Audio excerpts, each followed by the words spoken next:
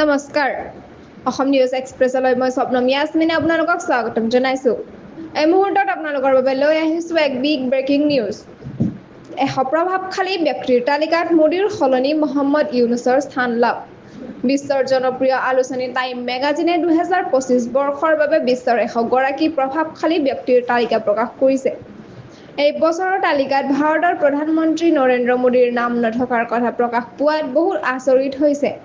এইপিনে বাংলাদেশৰ নোবেল বঁটা বিজয়ী মহম্মদ ইউনুছৰ নাম এই তালিকাত অন্তৰ্ভুক্ত হৈছে। তেওঁ মাইক্ৰ ক্ৰেডিট ব্যৱস্থাৰ জন্ম দিছিল, যাৰ জৰিয়তে গৰীব মানুহে সৰু সৰু ব্যৱসায় আৰম্ভ কৰিবলৈ সক্ষম হয়। এই কামৰ বাবেই তেওঁ বিশ্বজুৰি প্ৰশংসা লাভ কৰিছে। নৰেন্দ্ৰ মোদী অতীতত টাইমৰ এই তালিকাত বহুবাৰ স্থান পাইছে, কিন্তু এইবাৰ নাম নথকাৰ কাৰণ সন্দৰ্ভত টাইমে বিশেষকৈ কিবা উল্লেখ কৰা নাই। বিশ্লেষকৰ মতে, টাইমৰ তালিকাখনে বছৰে বছৰে সমাজ, ৰাজনীতি, বিজ্ঞান, কলা আৰু উদ্যোগিতাৰ ক্ষেত্ৰত উল্লেখযোগ্য অৱদান দিয়া ব্যক্তিসকলক বাছি উলিয়ায়।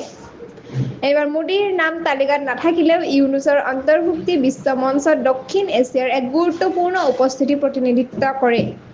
এনেধৰণৰ খবৰ পাবলৈ অসম নিউজ এক্সপ্ৰেছ চেনেলটো ছাবস্ক্ৰাইব কৰক, লাইক, কমেণ্ট, শ্বেয়াৰ কৰিবলৈ নাপাহৰিব। লগতে কাষতে থকা বেল আইকনটো দবাবলৈ নাপাহৰিব। ধন্যবাদ।